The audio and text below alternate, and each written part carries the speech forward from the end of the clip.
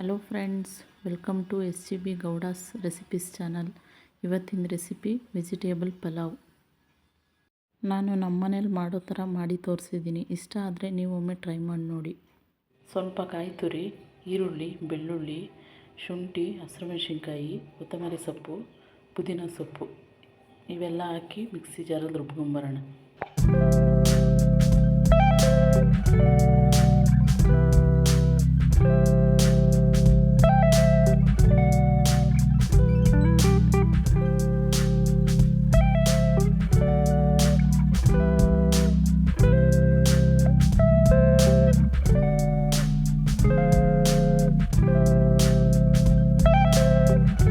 ಒಗ್ಗರಣೆ ಮಾಡೋಕ್ಕಿಂತ ಈರುಳ್ಳಿ, ಕರಿಬೇವಿನ ಸೊಪ್ಪು, ಟೊಮೊಟೊ ಮತ್ತು ಸ್ಪೈಸಸ್ ತೊಗೊಂಡಿದ್ದೀನಿ.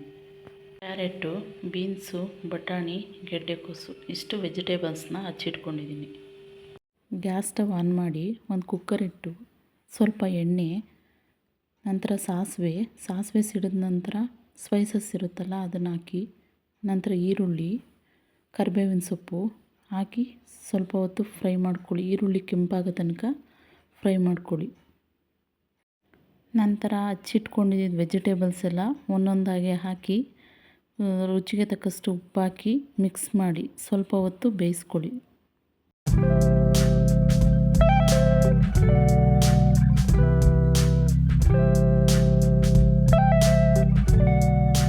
ನಂತರ ರುಬ್ಬಿಟ್ಕೊಂಡಿರೋ ಮಸಾಲೆನ ಅದರೊಳಗಡೆ ಹಾಕಿ ಮಿಕ್ಸ್ ಮಾಡಬೇಕು. ಮಿಕ್ಸ್ ಮಾಡಿದ ನಂತರ 1 ಸ್ಪೂನ್ ಅರಿಶಿನ ಪುಡಿ ಹಾಕಿ ಮಸಾಲೆ ಹಸಿ ವಾಸನೆ ಹೋಗೋ ತನಕ ಸ್ವಲ್ಪ ಹೊತ್ತು ಚೆನ್ನಾಗಿ ಕುದಿಸ್ಕೊಳ್ಬೇಕು.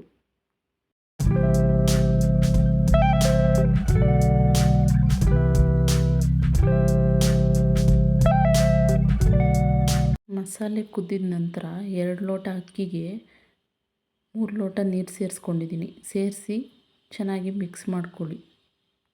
ಮಿಕ್ಸ್ ಮಾಡ್ಕೊಂಡಿದ ನಂತರ ಹಚ್ಚಿಟ್ಕೊಂಡಿದ್ನಲ್ಲ ಟೊಮೆಟೊ ಹಾಕ್ಕೊತಾ ಇದ್ದೀನಿ. ಇನ್ನೂ ನಿಮ್ಗೆ ಉಪ್ಪು ಖಾರ ಬೇಕು ಅನಿಸಿದ್ರೆ ಸೇರಿಸ್ಕೊಳ್ಳಿ. ನಾನು ಕುಕ್ಕರ್ ಲಿಡ್ ಕ್ಲೋಸ್ ಮಾಡಿ 1 ವಿಸಿಲ್ ತೊಗೊಂಡಿದ್ದೀನಿ. ಕುಕ್ಕರ್ ಲಿಡ್ ಕೂಲ್ ಆದಮೇಲೆ ಓಪನ್ ಮಾಡಿ ರೈಸ್ನ ಮಿಕ್ಸ್ ಮಾಡ್ಕೊತಾ ಇದ್ದೀನಿ.